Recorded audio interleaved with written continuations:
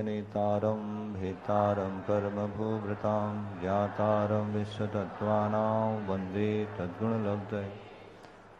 जौलानंतन सिद्ध परमेष्टि भगवंतों की, चतुर्विंश तीर्थंकर भगवंतों की, मूल नायक पार्श्वनाथ भगवान की, वर्तमान शासन नायक महावीर भगवान की, द्वादश अंगनवाड़ी माता की, तीन समस्त गणधर भगवंतों की, आचार्य गुरु विद्यासागर मुनिराज की, तीन कमनव कोटि मुनिराजों की, चतुर्विद संघ की,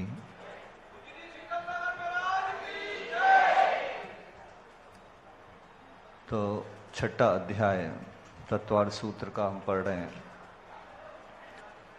इसमें 2 दिन हो गए पढ़ते पढ़ते आपको। किसका वर्णन है इसमें? आश्रव तत्व का। आश्रव तत्व मतलब कर्मों का आना, हमारे आत्मा के एक में एक होना कैसे होता है, तो उसके लिए कारण भी बताए। मुख्य कर्म 8 भेद हैं जिनके नाम है ज्ञानावरण, दर्शनावरण, वेदिनी, मोहिनी, आयु, नाम, गोत्र और अंतराय। तो ज्ञानावरणी के बारे में हमने पढ़ लिया। तत्प्रदोष निन्ना मात्सर्य अंतराय साधनोपघाता ज्ञान दर्शनावर्णयो, मतलब ज्ञानावर्णी और दर्शनावर्णी कर्म के आश्रव के कारण देखे हमने। इसके बाद वेदनी है, साता वेदनी और असाता वेदनी है। दुख शोक तापा क्रंदन वध परिदेवनान्यन परोभय स्थान सद्वेद्यस्य। तो ये असाता वेदनी का, और साता वेदनी का आश्रव किनसे होता है? भूत वृत्ति निकंपा दानांग सराग संयम आदि योग शांति शौचमति सद्विद्यस्य। फिर दर्शन मोहिनी के बारे में हमने पढ़ा था कि दर्शन मोहिनी कर्म का आश्रव होता है केवली श्रुत संग धर्म देवा वर्णवाद दर्शन मोहस्य। केवली का वर्णवाद, श्रुत का वर्णवाद, संघ का वर्णवाद, धर्म का वर्णवाद और देवों का वर्णवाद करने से दर्शन मोहिनी यानी मिथ्यात्व का आश्रव हो जाता है, जो हमें सम्यक दर्शन नहीं होने देता। फिर इसके कई सारे हेतु बताए थे कि आगम में अगर कोई बात लिखी है और हमारे गुरु ने उससे विपरीत अनजाने में या जान के भी बताई है, तो अगर आप आगम की बात को नकार के गुरु परंपरा की बात को अगर प्रमुखता देते हैं तो आप मिथ्या दृष्टि कहलाएंगे। क्योंकि शास्त्रों में आगम चक्षु साहू एक सूत्र दिया है, साधु की आंख आगम है। ठीक है, आगम चक्षु साहू, ये सूत्र सुना होगा आपने पहले। और ये गोमटसार जीवकांड की 27 और 28 नंबर की गाथा से भी क्लियर हो रहा है। योगसार प्रावृत में आचार्य अमित गति ने भी लिखा है कि अगर हम अपनी विवेक बुद्धि से शास्त्र का अर्थ निकाल देते हैं तो मिथ्या दृष्टि है। क्या लिखा है? अगर हम अपनी विवेक बुद्धि लगा के शास्त्र का जो अर्थ निकालते हैं तो मिथ्या दृष्टि हो जाते हैं। तो दूसरी गाथा में लिखा है कि जैसा लिखा हुआ है, जो लिखा हुआ है उसमें एक अक्षर कम ज्यादा किए बिना वैसा के वैसा उसके अर्थ की धारणा करना, वो सम्यक दृष्टि होता है। ठीक है। फिर कुछ लोग ये कहते हैं पंचम काल में मुनि होते ही नहीं है। आप लोगों का कंसंट्रेशन बन नहीं रहा है सबका, कोई इधर देख रहा है, कोई उधर देख रहा है, इसलिए आज हम निपटा देते हैं, पूरा खत्म कर देते हैं।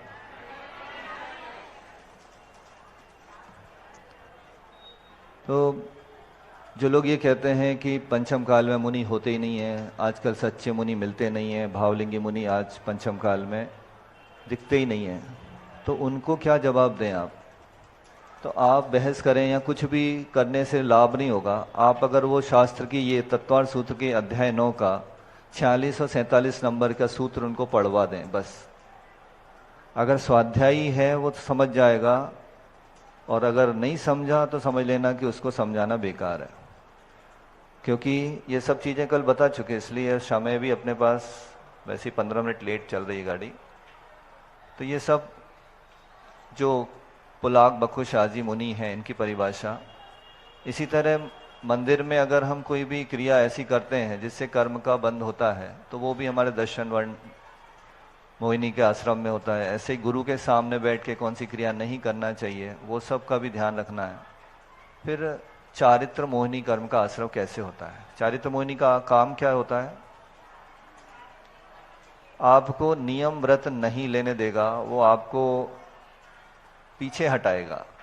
अरे व्रत मत लो, नियम मत लो। इस तरह से कर्म आपको संयम लेने से या देश संयम लेने से रोकता है। ठीक है, उस कर्म का आश्रव कैसे होता है? तो कषायोदया तीव्र परिणाम चारित्र मोहस्य, ये उमा स्वामी महाराज ने सूत्र दिया कि कषाय के उदय से होने वाले तीव्र परिणाम, इससे चारित्र मोहिनी कर्म का आश्रव होता है। जैसे क्रोध आपने उदय आया, आपने उसको और बढ़ा लिया कि हर बार यही मुझे क्रोध दिलवाता है, तो आप उसकी उदीर्णा कर लेते हैं, उसको बढ़ा लेते हैं, तो उससे और चारित्र मोहिनी कर्म का आश्रव हो जाएगा। मान का उदय आया, आपके मन में घमंड आया, लेकिन आपने और उसको बढ़ा लिया, तो वो चारित्र मोहिनी में और कर्म बना लेगा। ऐसे माया में, लोभ में और नो कषाय में। नो कषाय कौन सी होती हैं? हास्य रति रति शोक भय जुगुप्सा स्त्रीवेद पुरुषवेद नपुंसक वेद। तो इनका आश्रव भी कैसे होता है? तो किसी की मजाक उड़ाना, किसी को टारगेट करके चार लोग बैठ के हंसी ठिठोली कर रहे हैं, तो कौन से कर्म का आश्रव होगा? हास्य अकषाय वेदनी कर्म का। ऐसी रति, उसमें आपको आनंद आ रहा है, मूवीज देखने में आपको बड़ा अच्छा लगता है, लेकिन इससे कौन से कर्म का आश्रय होगा? तो रति। ठीक है, और शील और उनके पालने में रुचि नहीं रखना, इससे भी रति वेदनी कर्म का आश्रय होगा। अरति, दूसरों में अरति उत्पन्न करना, ऐसी प्रवृत्ति करना जिससे और पापी लोगों का संगति करना, इससे अरति। फिर शोक, दूसरे को दुखी करना या स्वयं भी शोकातुर होना, इससे शोक वेदनी कर्म का आश्रय होगा। भय, दूसरे को डराना, उसके अंदर डर पैदा करना या अपने भय रूप परिणाम होना, इससे भी भय का आश्रय होगा। जुगुप्सा, ग्लानि करना, दूसरों के आचार से या किसी भी प्रकार से ग्लानि करना, इससे जुगुप्सा का बंद होगा। फिर स्त्री वेद का आश्रय कैसे होता है? कुछ लोग पूछते हैं ना, महाराज जी हमने ऐसे कौन से कर्म करे थे, हमें नारी बनना पड़ा, तो हमारा स्त्री वेद कैसे छेद हो जाए? तो स्त्री वेद के आश्रय के कारण आप लोग याद कर लीजिए। अली का विधायित्व, मतलब सरवार सिद्धि में जो लिखा है, अली का विधायित्व, अति संधान परत्व, पर रंध्रा प्रेक्षत्व और तीव्र रागत्व, ये चार कारण लिखे हैं काय में? सरवार सिद्धि ग्रंथ में पूज्यपाद महाराज ने। देखो, तीन महाराज हैं जो विदिक क्षेत्र जाके उपदेश सुन के आए, पता है कौन कौन से? इस पंचम काल में ऐसे तीन आचार्य हुए जो विदिक क्षेत्र जाके साक्षात भगवान केवल ज्ञानी के समोषण में दिव्यदनिक सुन के आए हैं। कौन कौन से हैं? कुंदकुंद आचार्य को सब पता है, दूसरा उमा स्वामी महाराज, और तीसरे ये पूज्यपाद आचार्य जिन्हें सरवार सिद्धि ग्रंथ लिखा है। ठीक है, तो इन तीन लोगों को अच्छे से पढ़ना, क्योंकि ये मान के कि ये साक्षात भगवान की वाणी पढ़ रहे हैं। ठीक है, तो इनने लिखा है कि जैसे झूठ बोलने की जिनकी आदत थी, उनको स्त्री वेद का आश्रय हो जाता है। झूठ बोलने की आदत ही होती है, पहली बार में तो सत्य बोलते ही नहीं वो, तो उनको कौन से कर्म का आश्रय होगा? स्त्री वेद का। अति संधान परत्व, मतलब खोदने की, जो संधान माने खोजबीन करना। अब वो फलाना व्यक्ति कहाँ जा रहा है, किसके पास जा रहा है, किससे बातें कर रहा है, ये सब अति संधान कहलाता है। ठीक है, इसमें लगे रहना, ये कहलाता है अति संधान परत्व। इससे भी कौन से कर्म का आश्रय होगा? स्त्री वेद का। तीसरा बताया पर रंध्रा प्रेक्षत्र, पर यानी दूसरे के, रंध्र माने छिद्र, प्रेक्षत्र मतलब वही ढूंढना, कोई क्या गलती कर रहा है बस ये मिल जाए मुझे, बस देखते रहेंगे। बाजू वाली दुकान पे जो ग्राहक आ रहे हैं, दुकानदार बैठा है, उसके प्रति अपन क्या देख रहे हैं, या अपने अड़ोस पड़ोस में क्या चल रहा है, तो वो गलती कहाँ कर रहा है, उसकी छिद्र को ढूंढना बस। तो इससे भी कौन से कर्म का आश्रय होगा? स्त्री वेद का आश्रय होगा। और अति तीव्र राग, बहुत ज्यादा किसी चीज में राग होना, बहुत ज्यादा स्नेह होना, बहुत ज्यादा लगाव होना, ये भी स्त्री वेद के आश्रय का कारण बन जाता है। और भी कारण बताएं अकलंग स्वामी ने राजवार्तिक में, आप पढ़ना चाहते तो वहां से देख सकते हैं। सरवार सिद्धि में पूज्यपाद आचार्य ने चार कारण बताए। फिर पुरुष वेद का आश्रय कितना होता है? तो क्रोध या ईर्षा नहीं रखना, अपनी स्त्री में संतोष रखना, अनासक्ति भाव रखना, इससे आपको पुरुष वेद का आश्रय हो जाएगा। ठीक है। और नपुंसक वेद में प्रचुर विषयाशक्ति रखना, गुप्त इंद्रियों का विनाश करना, स्त्री पर स्त्री से बलात्कार आदि करना से नपुंसक वेद कर्म आश्रव होता है। फिर आयु कर्म। आयु कर्म 4 प्रकार का, नरकायु, मनुष्यायु, तिरंचायु और देवायु। नरकायु का आश्रव के कारण बताएं, बहुत व्यवहारम परिग्रहत्वम नरकसायुषा, बहुत आराम, बहुत परिग्रह। आप सोचते हैं ना नरक कौन जाएगा, भाई जो बहुत पाप करता है, बहुत मायाचारी करता है, ऐसा नहीं है। क्या लिखा है, बहुआरंभ परिग्रहत्वम। आरंभ माने धंधे पानी में लगा रहता है, हमेशा जो ज्यादा काम में लगा रहेगा वो आरंभ कहलाएगा। और परिग्रह माना जोड़ के रखने की जिसकी टेंडेंसी होती है, वो नरक जाता है। ये सुन के बड़ा आश्चर्य हुआ हमें ये सूत्र पढ़ के कि उमा स्वामी महाराज को सिर्फ एक ही कारण मिला, बहुआरंभ परिग्रहत्व। उनने बाकी कुछ नहीं लिखा। नरक आयु जाने के लिए क्या कारण बताए। कई लोग देखते हैं कि 24 घंटे ही घर में सफाई, घर में काम करते रहते हैं, उनको टाइम ही रहता मंदिर आने का, पूजन करने का, या फिर दूसरे स्वाध्याय आदि करने का। तो वो सब चीजें कहाँ ले जाएंगी उनको, नरक आयु। और इकट्ठा करना, खूब इकट्ठा करना।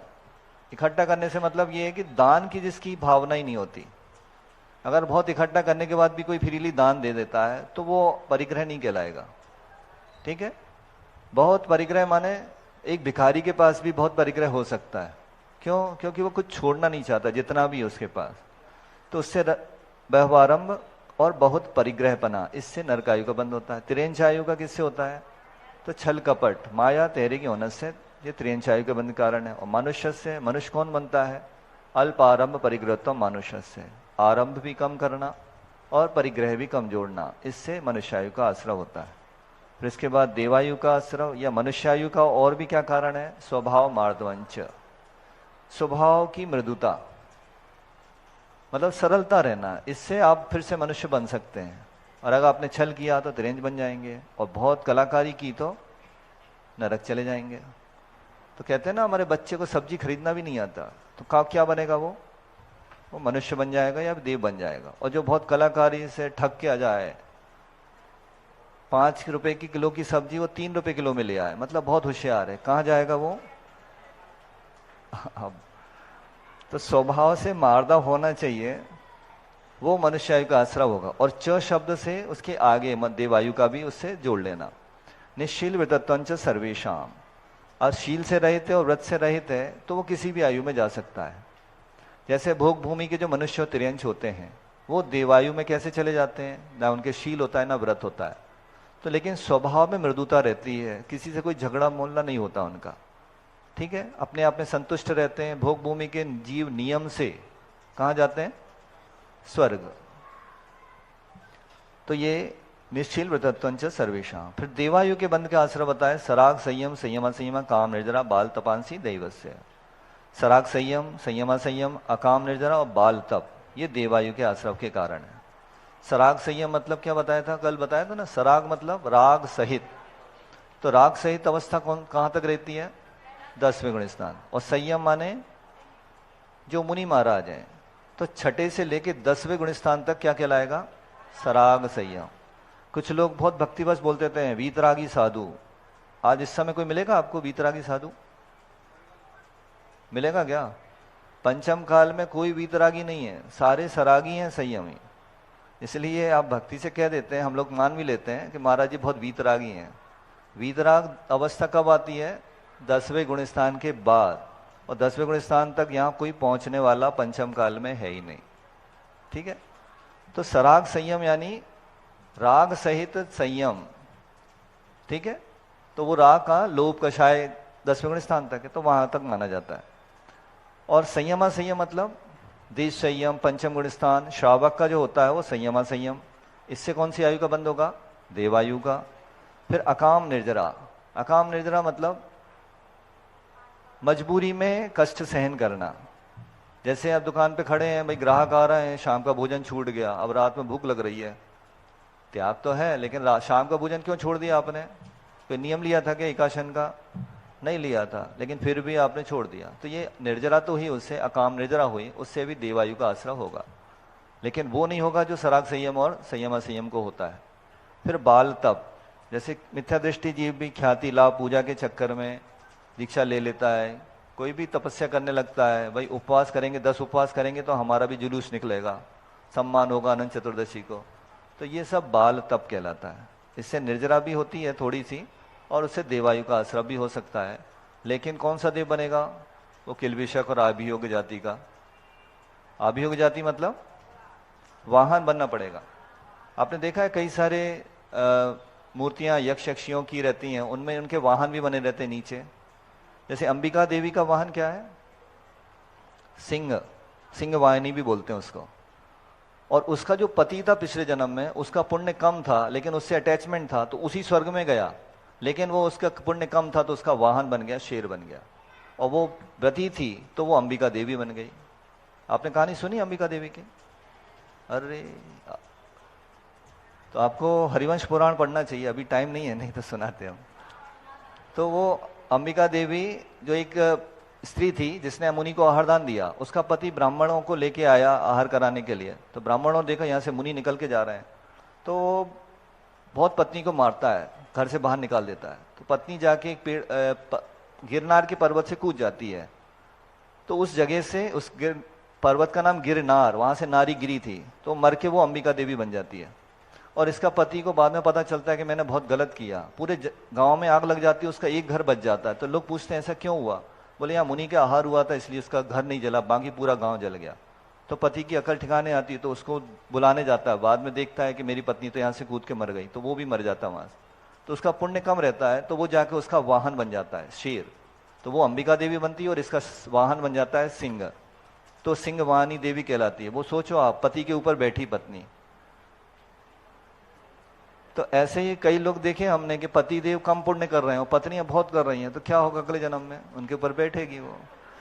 इसलिए पतियों को भी बराबर पुण्य करना चाहिए और ज्यादा ही पुण्य करना चाहिए पत्नियों से।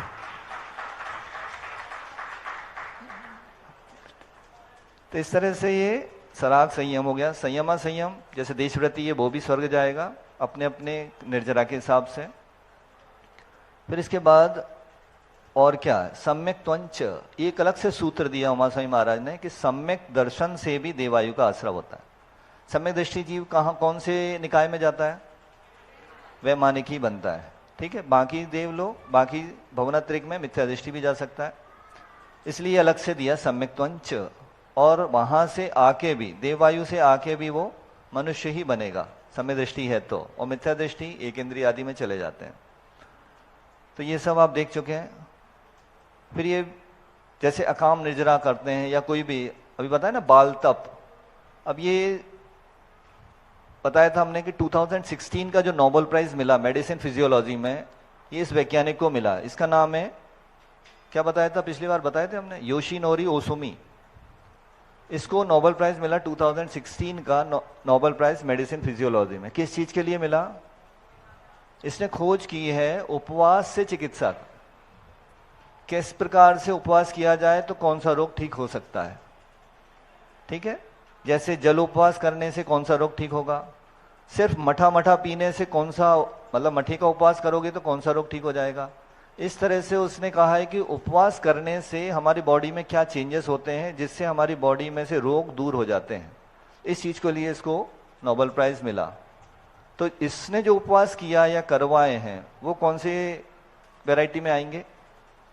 बाल तप में, ठीक है। ये काय में आएंगे? बाल तप में या अकाम निर्जरा में आएंगे। इसी तरह दूसरा एक वैज्ञानिक, ये भी बताया था हमने कि 2017 का नोबेल प्राइज फिजियोलॉजी और मेडिसिन में किसको मिला था? तो 3 वैज्ञानिक थे, जेफरी सी हॉल, मिशेल रोचबैक और मिशेल डब्ल्यू यंग। इनने किस चीज की रिसर्च की थी?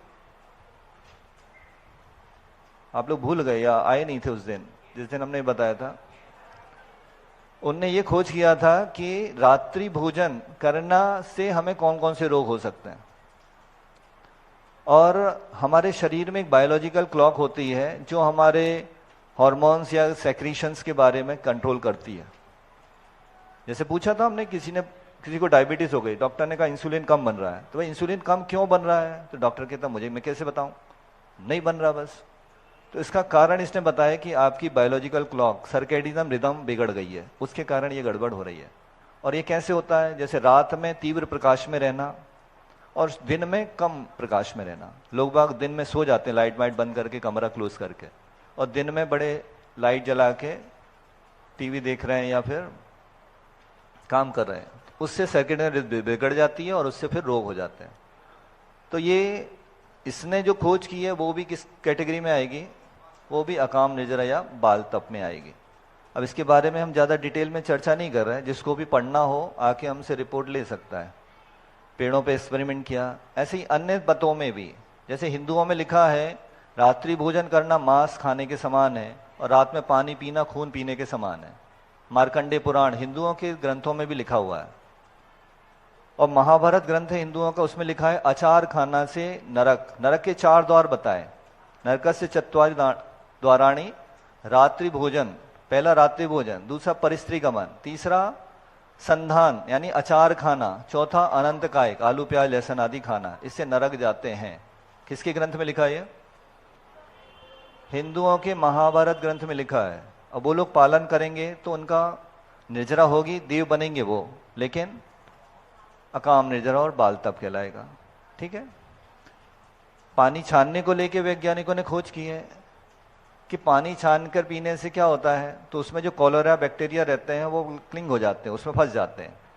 तो इसलिए जो लोग बड़े बड़े इंस्ट्रूमेंट यूज नहीं कर सकते वो पानी को छानकर पिए। ऐसा नेशनल साइंस फाउंडेशन यूएस की रिसर्च है, और उन्होंने पेटेंट करा लिया कि ये खोज हमने की है कि पानी छान के कोई भी पिएगा, पेटेंट हम लेंगे तो रॉयल्टी हमें मिलेगी। और आप लोग आरओ और एक्वागार्ड में जा रहे हैं, वो लोग कपड़े से पानी छान रहे हैं। तो ये क्या हो रहा है? ये सब मूर्खता हो रही है।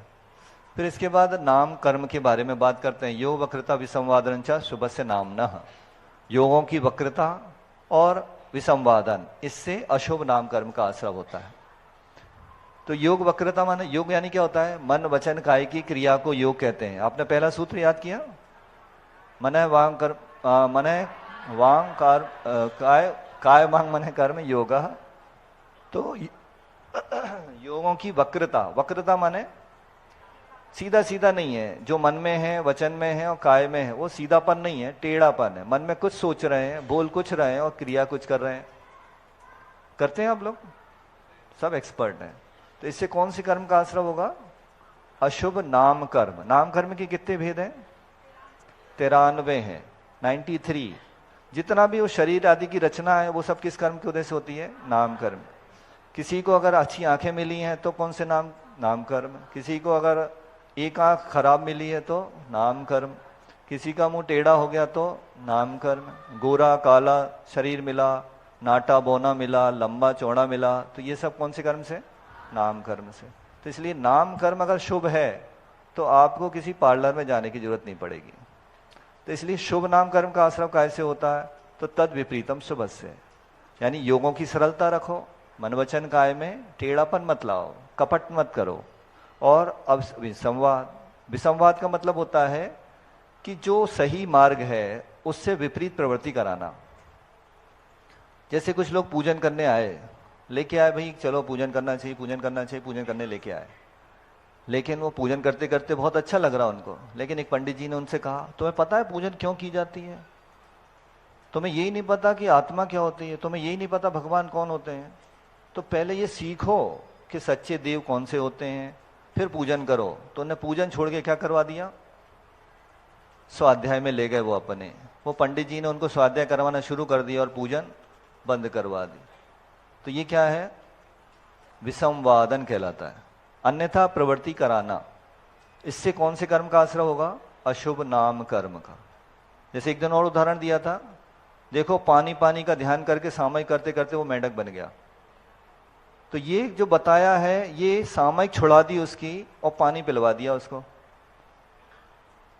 तो ये अन्यथा प्रवृत्ति करने से अशुभ नाम कर्म का आश्रय हो जाएगा। जबकि वो सेठ मेंढक क्यों बना था, इसका कारण हरिवंश पुराण में लिखा है कि वो अपने व्यापार में बहुत छल कपट करता था, मायाचारी था वो, इसलिए वो मेंढक बना था, ना कि सामयिक करते समय पानी का ध्यान कर रहा था इसलिए मेंढक बना।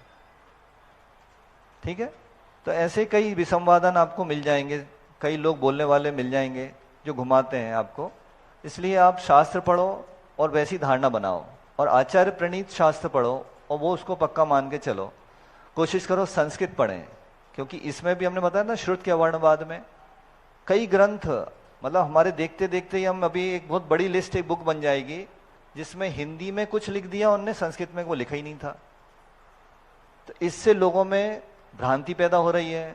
बोले हम भी तो शास्त्र को मान रहे हैं, लेकिन उन्हें पता ही नहीं संस्कृत में क्या लिखा है और हिंदी वाले ने क्या कर दिया। तो ये सब काम जो है इस संवादन का कारण बन रहे हैं, इनसे बचेंगे तब आप शुभ नाम कर्म का आश्रम कर पाएंगे। ठीक है, तो योगों की वक्रता, योगों में कुटिलता, इससे विसंवादन, दूसरे के मोक्ष मार्ग की प्रतिकूल प्रवर्तन कराना, ये अशुभ नाम कर्म के आश्रम है। ठीक है, फिर इसके बाद अशुभ नाम कर्म के और भी कारण हैं। तो ये सब आप इस राजवार्तिक का छठे रेफरेंस दिया हुआ, सर्वार सिद्धि में भी दिया हुआ है, वहां से आप देख सकते हैं। फिर एक वैज्ञानिक है मसारू इमोटो, उसने कुछ पानी के बूंदों को लेके एक्सपेरिमेंट किया। तो इसके पहले हम ये बता दें आपको कि जैसे हमारे शरीर में कितना पानी होता है पता है? 72% वाटर होता है, ब्रेन में 75%, ब्लड में 83%, और ये पूरी लिस्ट है। तो पानी पे क्या इफेक्ट पड़ता है ये उसने खोज के बताया है। तो इस तरह से हम एक्सपेरिमेंट को इस हिसाब से समझें कि अगर पानी में कोई चेंज हो रहा है तो वो हमारे बॉडी पे भी उसका असर होगा। तो इसने जो एक्सपेरिमेंट किया उसके बारे में देखिए आप। आवाज ऐसे इंग्लिश में है, समझ में नहीं आएगा। तो इसने बोतल में एक झरने का पानी ले लिया, ठीक है, और फिर उसको लैब में ले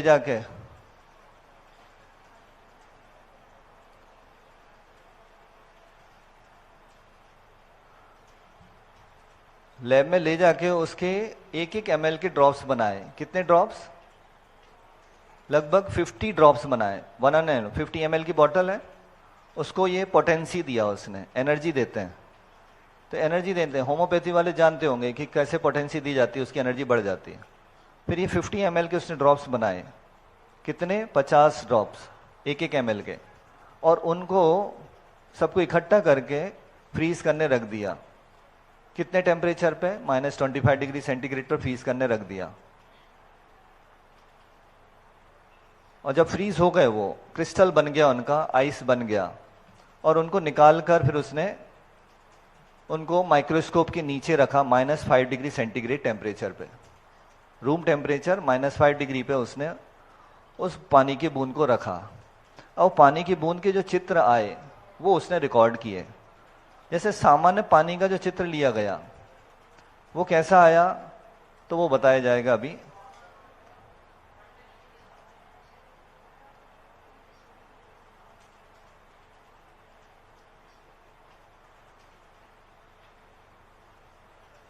ये फॉरवर्ड नहीं हो रहा हो,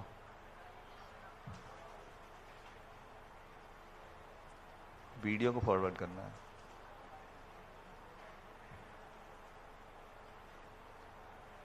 चलो रहने दो, नेक्स्ट स्लाइड, टाइम कम है।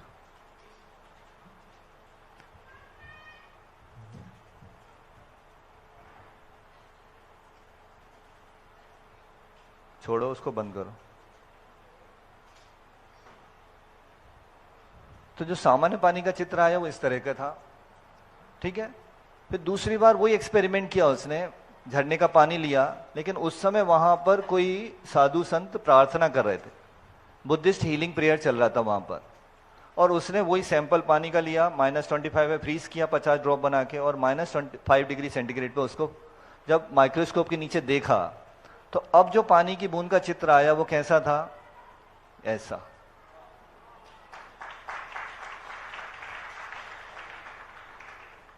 उस वैज्ञानिक ने लिखा है कि I now have a respect for praying before meal. मेरी माँ मुझसे भोजन करने के पहले भगवान का नाम लेने क्यों बोलती थी, मुझे आज समझ में आया। आप लोग खाना खाने के पहले सिद्ध भक्ति पढ़ते हैं, कायस्वर करते हैं कि नहीं? नहीं करते हैं तो आपको ये लाभ नहीं मिलेगा। पानी का चित्र ये था सामान्य का, प्रार्थना करने के बाद पानी का चित्र ये हो गया। तो समझ लीजिए कि आपके भोजन में भी पानी होता है, आपके शरीर में भी पानी होता है, और आप जो पानी पी रहे हैं वो तो है ही। तो अगर हम प्रार्थना करते हैं तो पानी में कितना परिवर्तन आ सकता है, आप इमेजिन करो। फिर उसने ऐसे बहुत सारे प्रयोग किए, उनके प्रयोग के बारे में हम शॉर्ट में बता देते हैं आपको कि फ्रांस की एक नदी है लॉर्ड्स नदी, बहुत पवित्र नदी मानी जाती है, उसके पानी का चित्र इस तरह से आया। प्रोसेस सेम है, ठीक है, जो प्रोसेस बताई थी उसी तरह से। फिर ये कोई प्रदूषित पानी का चित्र आया। फिर उसने म्यूजिक का इफेक्ट देखा। म्यूजिक का इफेक्ट मतलब कि दो उसके बीच में, स्पीकर के बीच में उसने एक्सपोजिंग वाटर टू म्यूजिक,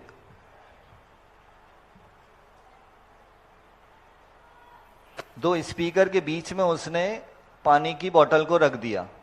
अब उस पानी की बोतल पे उसने म्यूजिक सुनाया, एक पर्टिकुलर म्यूजिक सुनाया, उसका फिर बूंद बना के एक्सपेरिमेंट में उसका चित्र देखा। फिर दूसरे प्रकार का म्यूजिक सुनाया, फिर उसका चित्र देखा। फिर तीसरे प्रकार का म्यूजिक सुनाया, उसका चित्र देखा। तो ये डिस्टिल वाटर का चित्र था, लेकिन म्यूजिक मोजार्ट म्यूजिक सुनाया गया उसको, तो चित्र ये हो गया, ठीक है। फिर उसके बाद उसको दूसरा म्यूजिक सुनाया गया तो चित्र बदल गया। ऐसे अलग अलग म्यूजिक के उसके चित्र आपको इसमें मिल जाएंगे, ठीक है। तो नेक्स्ट करो, छोड़ो इतना ही रहने दो बस। अब ये क्लासिकल म्यूजिक जब सुनाया गया तो चित्र ये आया। क्लासिकल माने शास्त्रीय संगीत। आजकल बहुत कम लोग सुनते हैं, मुझे लगता है कोई भी नहीं होगा यहाँ जो शास्त्रीय संगीत सुनने का प्रेमी होगा, लेकिन उससे भी कई रोगों का इलाज हो जाता है। एक संगीत चिकित्सा करके किताब आई हमारे पास, उसमें किस राग से कौन सा रोग ठीक होता है, और उसके हमने प्रयोग भी किए। आचार्य के ऊपर भी हमने प्रयोग करके देखा। आचार्य को कॉन्स्टिपेशन हो रहा था, तो हमने पढ़ा उसमें भीम पलासी राग सुनने से कॉन्स्टिपेशन ठीक होता है। तो उनके पास हमने भीम पलासी राग की व्यवस्था कर दी। सुनते सुनते ही बोले जंगल चलो तुरंत। तो मालकौंस राग से बुखार उतर जाता है। इसके हमारे पास 6 उदाहरण है। हमने खुद अपना बुखार 2-3 बार उतारा। निष्काम सागर जी से आप पूछ लेना, उनका बुखार उतरा। ऐसे और भी ग्रस्तों का उतारा। मालकौंस राग सुनने से बुखार उतर जाता है। हार्ट के लिए जयजयवंती राग है। किसी को एंग्जाइटी है, मेंटल डिसऑर्डर है, उसको कनाडा, एक दरबारी कन्नड़ राग आती है, उसको सुनने से ये ठीक हो जाता है। ऐसी संगीत में बहुत ताकत है। तो ये क्लासिकल म्यूजिक का चित्र आया। फिर एक फोक डांस म्यूजिक सुनाया गया, यानी लोक नृत्य गीत जो होते हैं वो सुनाए गए पानी के ऊपर, तो ये चित्र हो गया। और आप लोग जो सुनते हैं म्यूजिक वो कौन सा है, हैवी मेटल म्यूजिक, उसका चित्र ये आया। देख रहे हैं आप, कौन सा पसंद है आपको, ये या ये? क्या हुआ? हाँ,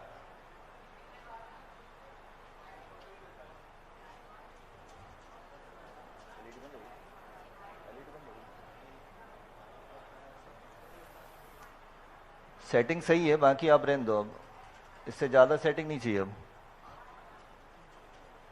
क्योंकि समय कम है और अब काम ज्यादा है।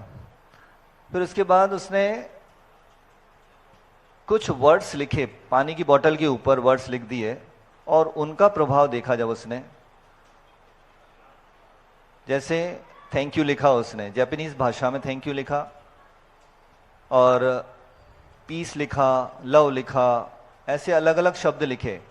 और फिर उन पानी को सबके सामने रखने के बाद 3-4 घंटे बाद उसने फिर वही प्रयोग किया। यू फूल लिखा एक बोतल पे, तो ये चित्र आया, ठीक है। फिर you make me sick I will kill you, ये बहुत ही गंदा वाक्य लिख दिया उसने, तो ये चित्र हो गया। पानी की बूंद वही है, सब कुछ वही है, लेकिन चित्र बदल गया, ठीक है। तो इस तरह से आप देख रहे हैं कि अलग अलग उसमें अलग अलग चित्र आ रहे हैं। लेट्स लिखा तो ये चित्र आया। मतलब निवेदन की भाषा बोलेंगे आप तो आपके शरीर का पानी भी बदलेगा और दूसरे का। और मस्ट यानी आदेश किया, आदेश किया तो ये पानी का चित्र हो गया। वॉर एंड पीस लिखा तो ये वॉर का आया, जिसमें पीस का लिखा तो ये पूरा आया। मतलब हम जो शब्द बोल रहे हैं उसका हमारे शरीर में जो पानी है उस पर भी असर होगा, दूसरे के शरीर के पानी पे भी असर होगा, और जो खाना पीना है उस पर भी असर होगा। थैंक यू चाइनीज भाषा में लिखा तो ये चित्र आया।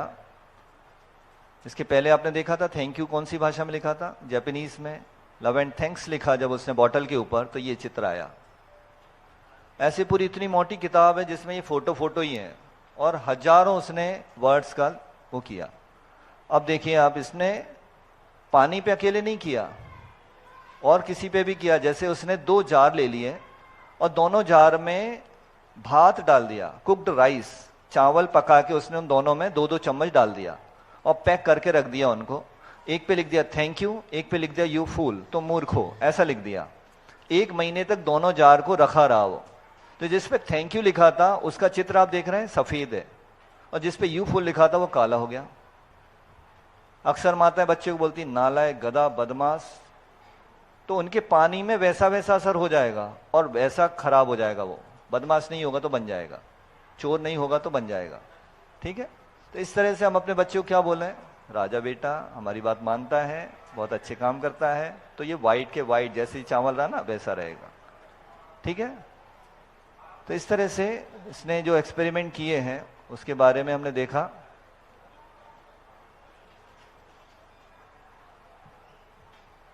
और ये सब चित्र आपको दिखाई दिए। You make me sick I will kill you, ये लिखा तो ये चित्र आया। फिर थैंक यू, ये जापानीज में लिखा। फिर थैंक यू उसने चाइनीज, अलग अलग भाषाओं में लिखा थैंक यू, इंग्लिश में लिखा। आचार्य जी को ये जो किताब दिखाई थी तो वो चित्र देख के बोलते हैं कि इंग्लिश में थैंक यू लिखने में कलर अलग है, और ये चाइनीज, इटालियन, कोरियन, जर्मन, इसमें लिखने में ये कलर सेम दिख रहा है, तो इंग्लिश में क्या गड़बड़ी है।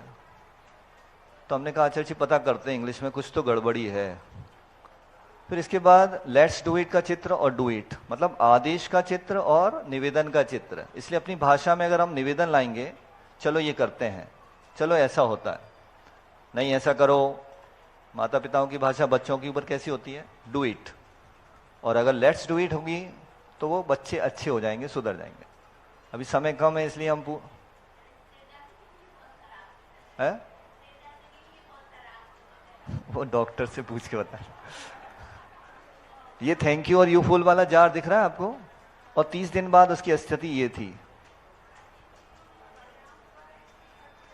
अब उसकी खोज आप कर लेना बाद में, समय बहुत कम है इसलिए हम बहुत जल्दी जल्दी कर रहे हैं। आप सिर्फ इसको एक बार देख लीजिए और फिर YouTube पे 2-3 बार और देखेंगे आप, तो इसको आपको समझ में आ जाएगा। और प्रश्न है तो आप परीक्षा के बाद पूछ सकते हैं। फिर harmful effects of electromagnetic radiations. आज जो बच्चे टीवी देखते देखते भोजन कर रहे हैं, बच्चे नहीं बूढ़े भी सारे टीवी देखते देखते भोजन कर रहे हैं, तो इस चित्र को अवश्य देख लें कि पानी का चित्र पहले ये आ रहा था और वहां टीवी चालू कर दिया तो ये चित्र हो गया उसी पानी की बूंद का। कैसा हुआ, अच्छा कि बुरा? तो टीवी देखकर खाना खाने से क्या होगा, रोग होंगे आपको। फिर इसके बाद कंप्यूटर का इफेक्ट देखिए, कंप्यूटर के पास में पानी रख दिया, कंप्यूटर चालू कर दिया तो चित्र ये था पहले, ये हो गया बाद में। तो कंप्यूटर के आसपास भी अगर खाना पीना करते हैं तो उससे भी स्वास्थ्य बिगड़ेगा। फिर ये मोबाइल टेलीफोन का इफेक्ट देखिए आप, अपने हृदय के पास आप रखे रहते हैं उसको, इतना अजीज रहता है आपको, तो हार्ट में जो पानी है उस पर ये खराबी आएगी कि नहीं आएगी? आप बॉडी के जिस पार्ट के पास में रखें वहां खराबी आ सकती है। और जो पानी पी रहे हैं आप, बाजू में मोबाइल रखे हैं, खाना पीना कर रहे हैं, बात भी कर रहे हैं, तो उस पर भी ये इफेक्ट आएगा। जो पानी का चित्र ये होना चाहिए था, ये हो गया, किसके कारण? मोबाइल टेलीफोन के कारण। और फिर इसके बाद माइक्रोवेव ओवन का इफेक्ट देखिए। कैंसर का सबसे बड़ा कारण आज को यह तो माइक्रोवेव ओवन है, अपने चौके से तुरंत बाहर निकाल देना चाहिए। और कुछ महाराज जी तो ऐसे हैं माइक्रोवेव ओवन देख के चौके से लौट जाते हैं। हमने शुरू किया नहीं, अभी करने वाले हम, ठीक है। फिर इस तरह से ये बॉडी में हमने देखा कि कितना पानी होता है, और अपने आप को स्वस्थ रखना चाहते हैं तो हम इन बातों को ध्यान रखें, क्योंकि ये भी हमारे पानी को प्रभावित कर सकते हैं। इसके बाद 24वां सूत्र है कि नामकर्म में एक विशेष प्रकृति होती है, तीर्थंकर प्रकृति, जिससे तीर्थंकर बनना होता है। ठीक है, ये भयंकर ऐसी प्रकृति है जो पूरी दुनिया में तहलका मचा देती है। तो इसका असर कैसे होता है? तो 16 कारण भावनाओं से होता है। इसके बारे में सब जानते हैं, 16 कारण पूजन करते हैं, उसकी जयमाला आप पढ़ लेना तो आपको ये डेफिनेशन पूरी पता चल जाएगी। दर्शन विशुद्धिर विनय संप्रदा शीलेर वृत्त चारो वीक्षण ज्ञानोपयोग संवेगौ शक्ति त्याग तपसी साधु समाधि वैय व्रतकरण मर्यादाचार बहुश्रुत प्रवचन भक्ति मार्ग प्रभावना प्रवचन वत्सलत्व तीर्थकरत्वस्य। ठीक है। ये 16 कारण भावना जिनसे तीर्थंकर प्रकृति का आश्रव होता है, इनका आपको जानकारी है ही। इसके बारे में फिर कभी डिस्कस करेंगे अगर टाइम मिला तो। फिर इसके बाद गोत्र कर्म। गोत्र कर्म के दो भेद हैं, नीच गोत्र और उच्च गोत्र। नीच गोत्र का आश्रय होता है परात परिंदा प्रश्न से सदसत गुणोच्छादन भावने से नीचर गोत्र से। दूसरे की निंदा करना, अपनी प्रशंसा करना, दूसरे के गुणों को ढांकना, अपने असद गुणों जो गुण है भी नहीं उनके बारे में उद्भावन करना, इससे नीच गोत्र का आश्रय होता है। और आजकल देखा है निंदा करना तो एक फैशन है। फैशन मतलब उसको हम बुराई मानते ही नहीं है। किसी ने कुछ भी किया, पड़ोसी के यहाँ क्या हुआ, आपकी बासन वाली आपको आके बता जाएगी, ठीक है, और वो फिर आप बाकी लोगों को मंदिर में आके बता देंगे, ठीक है। उसको भी नहीं पता होगा कि हमारे सीक्रेट कैसे बाहर पहुंचे।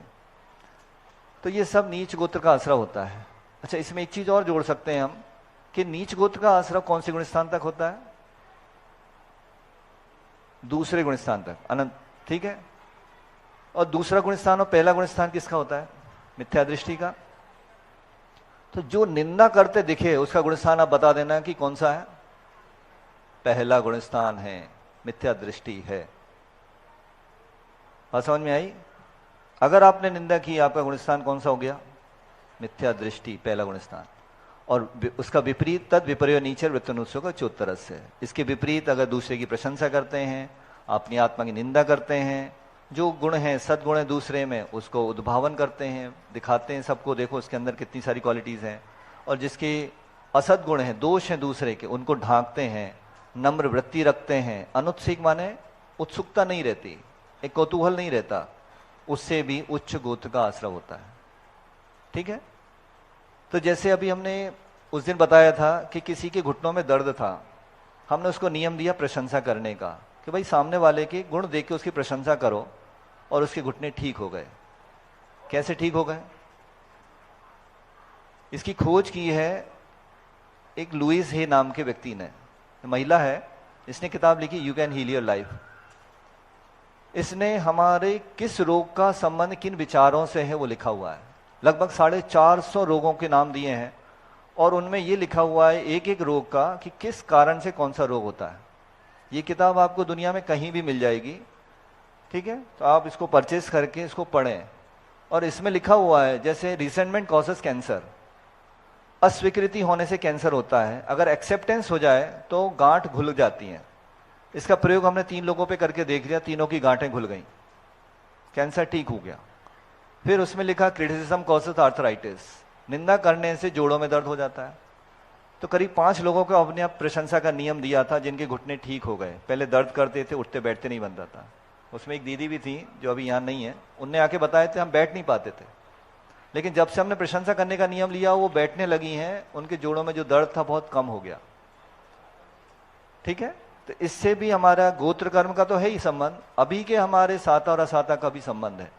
इस तरह से गिल्ट कॉजेस पेन, अगर हमारे अंदर अपराध बोध है तो दर्द होगा। अपराध बोध के लिए हम प्रायश्चित ले लें, अपना दोष क्षमा करवा लें, पूरा धुल जाए तो हमारे अंदर जो दर्द हो रहा है वो खत्म हो जाएगा।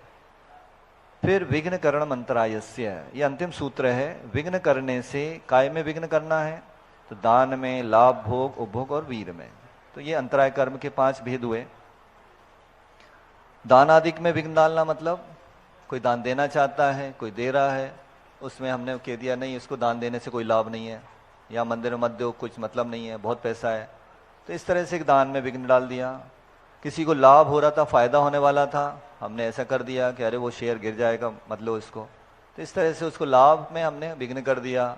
भोग, कोई चीज भोगने जा रहा था, हमने उसमें डिस्टर्ब कर दिया।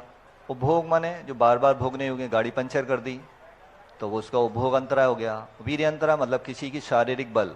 आजकल ऐसी ऐसी मूवीज आ रही हैं जिनको देखने से मनुष्यों का या लड़कों का अपना बल नष्ट हो जाता है, वीर्य नष्ट हो जाता है, तो वो वीडियो और पिक्चर्स दिखा रहे हैं। आपने 3 इडियट्स वीडियो देखी होगी, मूवी देखी है ना, उसमें एक व्यक्ति रहता है जो दूसरे के पढ़ाई से डिस्ट्रैक्ट करने के लिए उनके कमरे में एक मैगजीन डाल देता है। वो मैगजीन देखते देखते वो पूरा डिस्ट्रैक्शन हो जाता है, उसका बल नष्ट हो जाता है, उसका पढ़ाई की बुद्धि सब नष्ट हो जाती है। तो इस तरह से इन वीडियोस को, इन बुक्स को देखने के कारण कौन से कर्म का आश्रय होगा? तो वीर्यांतराय कर्म का आश्रय होगा। तो इनसे बचना चाहिए। तो दान के बारे में आप लोग बहुत उत्सुक रहते हैं। सब लोगों ने दान दिया है ना? तो दान देने से कौन सी गति का बंद होगा? भोग भूमि या फिर देवायु। लेकिन दान कहते किसे हैं, इससे हम पूछें आपसे, तो दान की परिभाषा है कि 7 गुणों से सहित कौलिक, आचारिक और शारीरिक शुद्धि, कुल की शुद्धि हो, आचार की शुद्धि हो और शरीर की शुद्धि से दाता के द्वारा जो लोग पंचसूना से रहित हैं, गृह संबंधी कार्य, खेती आदि आरंभ से रहित हैं और सम्यक दर्शन के गुणों से सहित हैं, ऐसे मुनियों की नव पुण्य विधि पूर्वक जो आहार आदि दिया जाता है वो दान माना जाता है। समय दर्शन आदि गुणियों सहित मुनियों को। अब सूना किसे कहते हैं? सूना से रहित हो उनको दान देना है। इसमें इक्वल टू नहीं लगाया, इक्वल टू लगाना है। तो पंच सूना होते हैं, खंडनी, पेशनी, चुल्ली, उद्कुम और प्रमार्जनी। मतलब ओखली से कूदना, ये 5 ही काम करते हैं सब गृहणियां, इससे छठा काम नहीं करती। अरे बहुत काम है, हमने 5 से ज्यादा कोई होगा ही नहीं आपके पास। ओखली से कूटना, चक्की से पीसना, चूल्हा जलाना, पानी भरना और बुआरी से जमीन झाड़ना, ये पंचसूना कहलाते हैं। तो अतिथि या दान उनको करना चाहिए जो इन पंचसूना से रहित होते हैं, ठीक है। और जो करते हैं उनको मोक्ष की प्राप्ति नहीं होती। श्वेतांबरों में कहा जाता है कि वो बाई झाड़ू लगाते लगाते उसको केवल ज्ञान हो गया। हो सकता है क्या? मरु देवी को हाथी पे बैठे बैठे केवल ज्ञान हो गया। उनके यहाँ अछेड़े कहे जाते हैं, 84 अछेड़े, इनको छेड़ो नहीं, नहीं तो वो गड़बड़ हो जाएगी। तो ये अलग चीज है। अब पूछो, दाता के 7 गुण से सहित दान देना लिखा है, तब वो दान कहलाएगा। अब आपको पता है दाता के 7 गुण, किसको पता है? फिर आपने दान दिया ही नहीं है किसी ने, जब दाता के 7 गुण ही नहीं पता आपको। तो श्रद्धा, संतोष, भक्ति, विज्ञान, अलुब्धता, क्षमा, ये 7 गुण से सहित होकर ही दान दाता देता। श्रद्धा से दे, संतोष से दे। अब कह दिया कि भाई हम ही दें, तुम ही दो, ऐसा नहीं है। संतोष होना चाहिए, भक्ति से देना चाहिए। श्रद्धा और भक्ति में क्या अंतर है? श्रद्धा अंतरंग में होती है और भक्ति बाहर प्रदर्शित होती है। अंतर समझ में आया? कोई लोग बाहर से तो बहुत अच्छे हाथ जोड़ रहे हैं लेकिन अंदर श्रद्धा नहीं है, और कोई लोगों के अंदर श्रद्धा है लेकिन बाहर क्रियाओं में नहीं दिख रहा। तो इसलिए दोनों चीजें चाहिए, श्रद्धा और भक्ति। संतोष भी चाहिए। और विज्ञान के बारे में हमने कल बताया था, क्या देना किस मौसम में कौन से साधु को। अब काका बनाए चौका में यही समझ में नहीं आया। हमने कहा ये बना लो, उन्होंने कहा ये बना लो, उन्होंने कहा जो बना लो, और फिर महाराज आए, कच्छू नहीं बनाओ, इनने चौका काय लगा।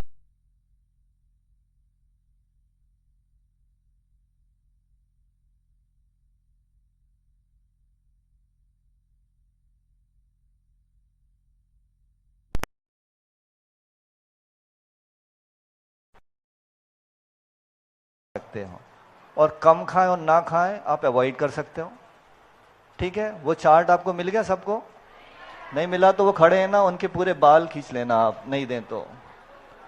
क्या नाम उनका, पंडित जी का? हाँ, तो उनसे कहना कि हमें दो, हमने उनके पास दे दिया है, ठीक है। अच्छा है नहीं सुना पंडित जी ने।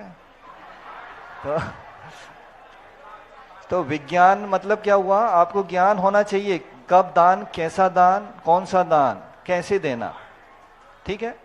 तो ये सब विरुद्ध आहार की लिस्ट, संयुक्त हितकारी संयोग वाली लिस्ट, दाता के पूरे लक्षण, सब चीजें उसमें दी हुई हैं। वो आपको पीडीएफ ये भैया जी भेज देंगे।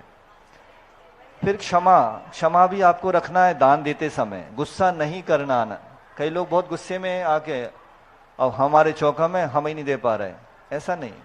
आप बुलाओ और दो। सत्य है, महाराज जी नमक नहीं मिलाया हमने, वो तो सोडा डाला है इसमें, खार डाला है। तो ये सारी बातें, ये क्या है? आपको भोग भूमि की जगह कुभोग भूमि ले जाएगी। दान का फल तो मिलेगा आपको, लेकिन भोग भूमि की जगह कहां चले जाओगे? कुभोग भूमि। उसके बारे में हमने बताया भी था कि कैसे होते हैं कुभोग भूमि के जीव। इसलिए सत्य भी होना चाहिए दाता के अंदर, ठीक है। और शुद्धि कौन से प्रकार की होना चाहिए? तो 3 प्रकार। कुल से शुद्ध हो, भाई इंटरकास्ट मैरिज किया है वो आहार ना दे। जिसका आचरण अशुद्ध है, व्यसन आदि में लिप्त है, वो आहार ना दे, नहीं तो उसको भी कोई लाभ नहीं होगा। और शरीर से शुद्ध हो, मतलब नहा धो के सोले के कपड़े पहन के आया हो, वो आहार दे, तो उसके दाता के लक्षण कहलाएंगे और उसको फिर दान का फल मिलेगा। फिर उसमें आया था 9 पुण्य विधान। 9 पुण्य, एक शब्द चलता है नवदा भक्ति। ये हमारे आगम में, संस्कृत में कहीं नहीं मिलेगा आपको शब्द। कोई आचार्यों ने नवदा भक्ति शब्द लिखा ही नहीं। क्या लिखा है? नव पुण्य ही। 9 पुण्य, 9 प्रकार के पुण्य हैं जो दान की विधि में होते हैं, जिसमें आपको पता तो सब है। पड़गाहन, उच्चासन, पाद प्रक्षालन, पूजन, प्रणाम, मन शुद्धि, वचन शुद्धि, काय शुद्धि और ऐष्णा शुद्धि या आहार जल शुद्धि। अब कुछ लोग आते हैं बाहर से, है? अलुब्धता, अलुब्ध पाल है, लोभ नहीं करना। पड़गाहन किए बिना आप आहार देने आ गए, आपकी एक भक्ति कम हो गई। आपने उच्चासन नहीं बोला, आपकी एक भक्ति कम हो गई। आपने पाद प्रक्षालन किया, क्या भाई 2 लोगों ने कर लिया, बाकी लोग चौके में सामान निकाल रहे हैं, आपने एक भक्ति कम कर ली। पूजन करने वाले कुछ लोग थे, कुछ लोग अंदर थे, कुछ लोग बाद में आए, तो उनने एक भक्ति कम कर ली। फिर बाकी की 4 विधि तो हम करवा ही लेते हैं सबसे। हाँ, परिक्रमा कोई विधि में नहीं है, कंपलसरी भी नहीं है, लेकिन पूजन में जो लिखा है ना, ये पूजन में हम परिक्रमा जोड़ लेते हैं। ठीक है, पहले बताया था ना, शरीर शुद्धि, कुल शुद्धि, आचार शुद्धि, शरीर शुद्धि बताया था, पिछले स्लाइड पे नहीं बताया। ये शरीर से तो स्नान आदि शुद्ध कर, शुद्ध वस्त्र पहने हैं। हीनांग हो, विकलांग हो, खून पीप आदि झड़ते हो, वो काय शुद्धि हो गई। तो इस तरह से ये 9 प्रकार की विधि है। 9 पुण्य से ही आहार दान दें। बाहर से चौके से आने वाला, वो ये भक्तियां कम हो जाती हैं, उसको दान का फल नहीं मिलेगा। क्यों नहीं मिलेगा? क्योंकि उसने अपना दान नहीं दिया है, अपनी वस्तु का दान दिया। क्या? तो उसको किसका पुण्य मिलेगा? दूसरे का। जितना वेटर को मिलता है ना यहां से यहां परसने में, उतना मिलेगा सकता है आपको। बस होटल में जाते, रेस्टोरेंट में, आपको बढ़िया परसता है वेटर, तो किसको पेमेंट होता है? वेटर को या मालिक को? तो जिसका चौका है, जिसका द्रव्य है, उसको पुण्य मिलेगा, ना कि आपने यहां से उठा के एक गिलास हमें दे दो। क्या मिला आपको? पुण्य के पाप। बिना पूछे आप घुसे उसके चौके में, इसका पाप। बिना हाथ पैर धोए आपने छू लिया, आप सोले में है कि नहीं बचे ये भी नहीं पता। और क्या बोल के घुसे? नहीं हमारे चौका है। गेट कीपर से बोल दिया, अरे तुम्हें क्या पता, हमारी चौका है, हमारे रिश्तेदार हैं। झूठ बोल दिया, वचन शुद्धि चली गई। मन में छल चल रहा है, मन शुद्धि चली गई। एक भी भक्ति नहीं बची आपकी। और फिर आपने यहां से उठा के इनके हाथ में रख दिया, साधु के हाथ में, तो आप सोच रहे हैं मैंने बहुत बड़ा काम कर दिया। इसमें कोई पुण्य नहीं है, उल्टा पाप जरूर लग सकता है आप। नहीं देने के लिए हम बताते हैं एक, इसमें जो कुछ हाइकू लिखे हैं इनको आप नोट कर लीजिए। दाता के गुण हो नवदा भक्ति तो आते गुरुजी। दूसरा, नवदा भक्ति बिना आहार देना अपराध है। फिर थोड़ा बड़ा करो इसको। निमंत्रण से नहीं गुरुजी आते, गाढ़े पुण्य से। कई लोग आके पीले चावल रख जाते हैं, तो वो पाप उल्टा अपना पुण्य को पतला कर जाते हैं। आचार्य जी के शब्द हैं कि आपका पुण्य पतला इसलिए नहीं आ रहा है, और आपने कह दिया तो और पानी मिला दिया अपने पुण्य में। फिर ये हाइकू देखिए, चौका लगाने में पुण्य है, आहार देने में नहीं। अब साधु नहीं आए आपके चौके में, आपको पुण्य मिलेगा कि नहीं? मिलेगा। और जिसने दूसरे के यहां जाके बिना चौका लगाए पुण्य आहार दे दिया, उसको पुण्य मिलेगा? काय का पुण्य? उसने अपनी दी नहीं। तो ये ध्यान में रखिए, अपनी वस्तु देना दान है, ना कि बलात् मांग के। अपनी वस्तु देना दान है, ना कि मांग के। पर घर में, यानी दूसरे घर में घुसे नहीं, प्रवेश करें आज्ञा ले। दूसरे घर में अभी घुस के दिखाओ, पुलिस में दे देगा वो आपको। और चौके के टाइम पे दम से घुस जाते हैं, तो ये दोष है कि नहीं है? तो इसलिए पूछ के घुसना चाहिए। फिर हमारा चौका खाली गया, हमारा 8 दिन से जा रहा है, हमारा 20 दिन से खाली जा रहा है, तो उनके लिए हाइकू है, चौका कभी भी खाली नहीं जाता, पूछो शबरी से। फ्री में पुण्य मिलता है चौका लगाने वाले को, वो कभी खाली जा ही नहीं सकता। और अनुमोदना भी अधिक फल दे जटायु जैसे। जैसे उस दिन पूछा था हमने, जटायु ने आहार दिया था क्या? राम सीता ने आहार दिया, उनका माथा गोल्ड का नहीं हुआ, लेकिन जटायु पूरा गोल्ड का हो गया। मतलब अनुमोदना से भी अधिक फल मिल सकता है अगर आपकी विशुद्धि है तो, देने वाले से भी ज्यादा। तो इस तरह से दान में हम परिष्कृता लाएं, शुद्धि लाएं, और जैसे दान की विधि दी है। अब आप कहेंगे कि हमारे यहाँ चौका नहीं लग सकता, तो हम कैसे दान दे ही नहीं पाएंगे? दूसरे के चौके में जाएं, अपना सामान लेके जाएं, उससे पूछ के प्रवेश करें, और साधु को वो वस्तु दिखाने के पहले गंधोदक लगाएं, उनको अर्घ चढ़ा दें, उच्च स्थान बोलें। तो इस तरह से आप नवदा भक्ति कर लें पीछे पीछे ही, फिर उनके सामने आए कि महाराज हम ये लाएं, आप एक्सेप्ट करें, स्वीकार करें, आपकी नवदा भक्ति हो जाएगी। तब आपको दान का पुण्य मिलेगा, तब आप समझना कि हम भोग भूमि जाएंगे या स्वर्ग जाएंगे। नहीं तो इतने सारे लोगों के लिए तो जगह ही नहीं है भोग भूमि में और स्वर्गों में। ठीक है, तो इस तरह से छठा अध्याय पूर्ण हुआ। जब बोलो महावीर भगवान की। जिनवाणी से रुक के करेंगे। एक आपको जो भी पीडीएफ्स हैं सारी मिल जाएंगी, वो 30 तारीख के बाद मिलेंगी। दूसरी बात है, आपका जो पेपर रहेगा वो 50 मिनट का रहेगा। जो क्लास का टाइम है उसी टाइम पर, केवल 50 मिनट का। जो पेपर को सबमिट करेगा, अगर 10 लोग 50-50 नंबर लाते हैं तो जिसका पेपर सबसे पहले सबमिट होगा उसी को प्रथम माना जाएगा। एक साथ 10 लोगों को प्रथम नहीं माना जाएगा। इसके साथ साथ आपका पेपर में अगर 50 प्रश्न रहते हैं तो उसमें से 5 प्रश्न यानी पूरे प्रश्नों का 10% प्रश्न रहेंगे परमोपकारी संत पुस्तक से। समझ में आया? पूरे पेपर के 10% प्रश्न रहेंगे परमोपकारी के, 90% प्रश्न रहेंगे महाराज जी ने जो पढ़ाया है, जैसे पढ़ाया उसके रहेंगे। अब परमोपकारी संत पुस्तक सबके पास नहीं है तो काउंटर से ले सकते हैं, और उसके भी शुरू के केवल 3 अध्यायों के पूछे जाएंगे। इसी के साथ